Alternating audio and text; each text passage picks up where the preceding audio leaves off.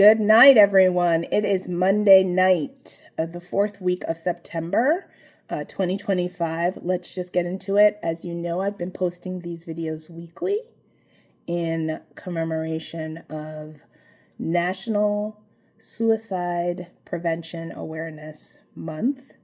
And that is in the United States.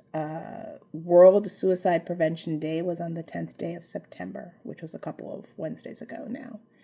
And the first thing I want to say is, as I've been doing in the past weeks, there will be links for resources, information, and for those of you who are interested in what can you do more around this issue, I'm also going to post links to those with this post.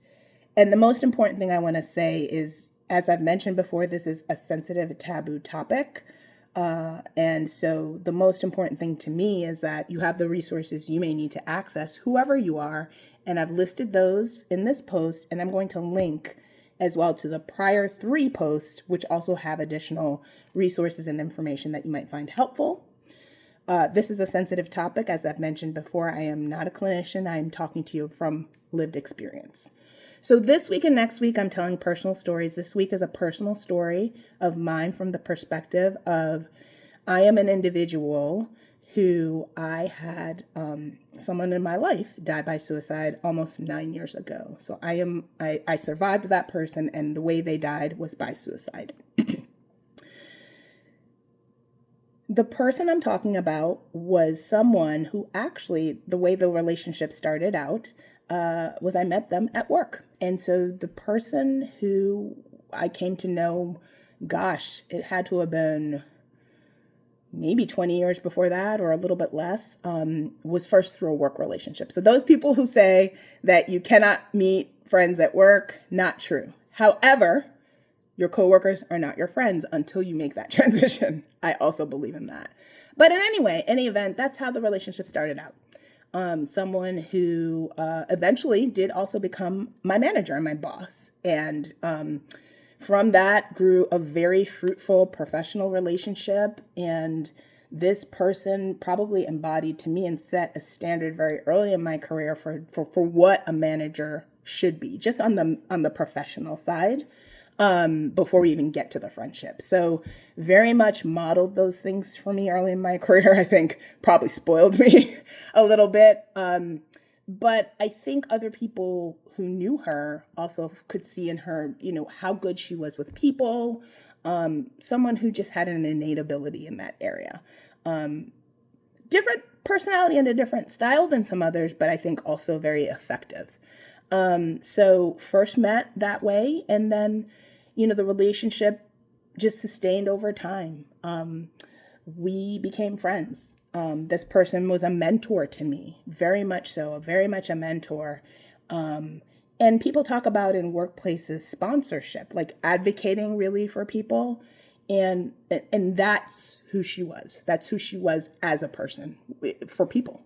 She was, I think at her heart, just an advocate for people, standing up for people, even in a quieter way, a different style, but that's who she was. And so over the years, we always stayed in touch because we became friends. So this was someone who was my friend. We always did things together. Most recently, I guess, one of our favorite things would be to go to the movies all the time. I saw a lot of movies, a lot of indie movies with her, because we just shared that love of, movies that were not, the mainstream all the time and were fun, and she liked to entertain, and, it was just a fun friend that I had. And I learned so much from her. I think she learned from me as well. It was very reciprocal, I felt. And, at one point we even fell out, you know what I mean? Like that happens too, but we were able to reconcile. That was many, many years ago. And I think we both came to the conclusion that we were both right and both wrong, right?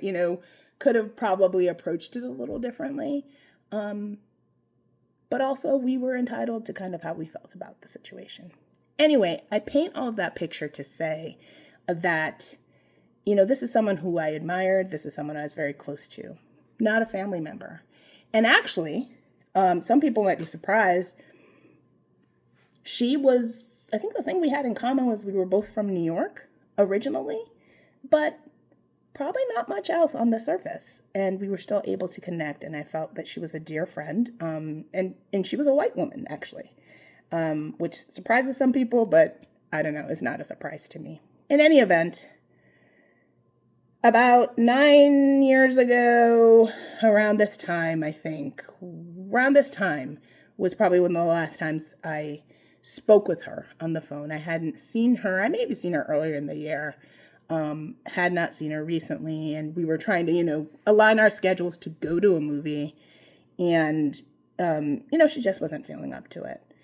And, later that year, in December of that year, I did learn that she had died. So it was very sudden. And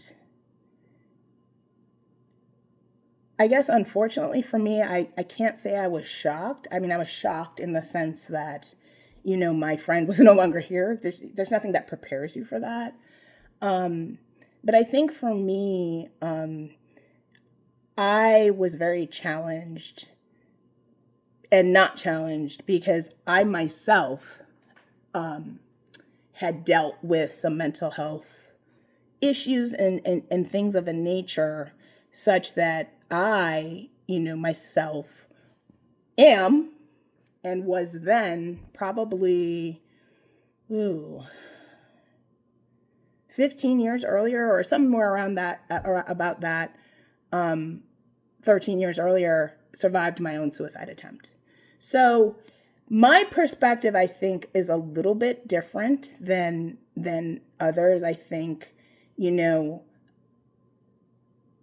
it was devastating, but it was also, the grief for me was a little bit different. And I don't think I can discount that part of it.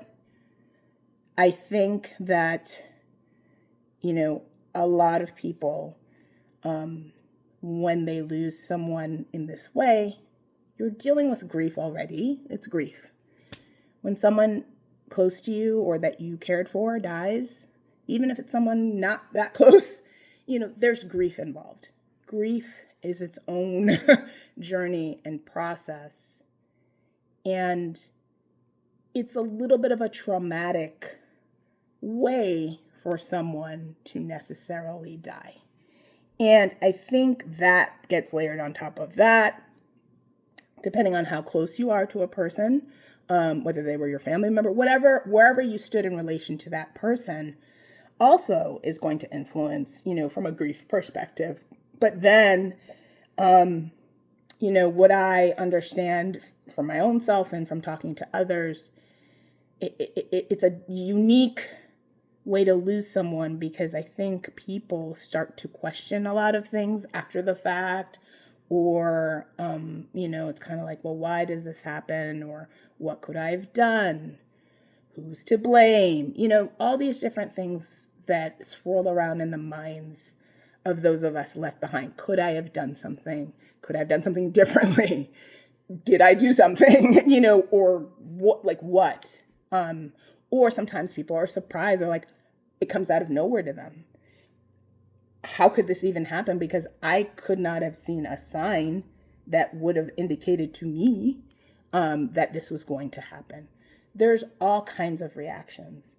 And for me with my friend, I was very sad, very, very, very sad.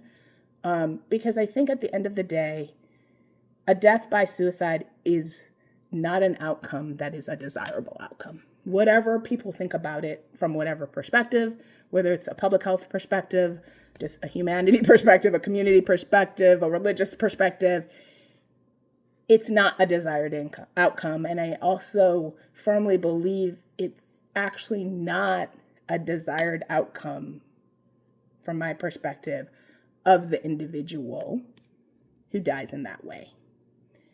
I think my perspective on it and experience is that it's an unfortunate outcome that is also preventable.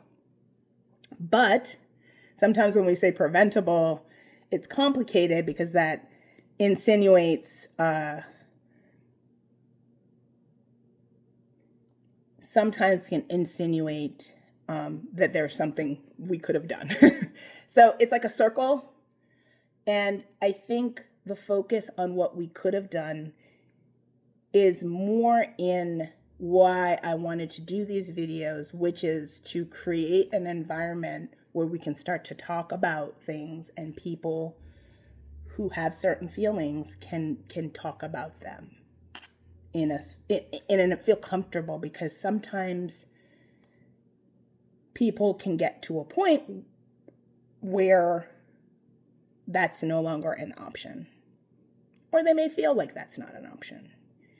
And it's always important for us to create an environment somewhere, somehow, where we can start talking about these issues. Because this is such a triggering topic and it's very complicated, I didn't want to get on here and, spout a lot of my opinions on things, but I just wanted to share with you that story because I get it from that perspective in a sense.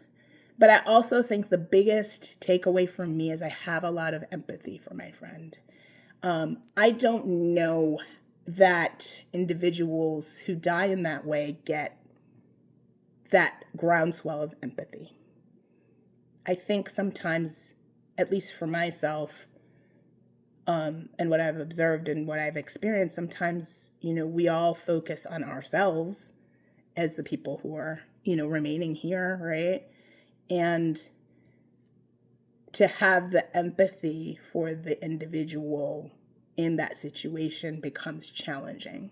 And so it's been a long video already. I just want to encourage you to sit with that. And, it's a hard topic. If you have any concerns, I think you should probably talk to someone about those.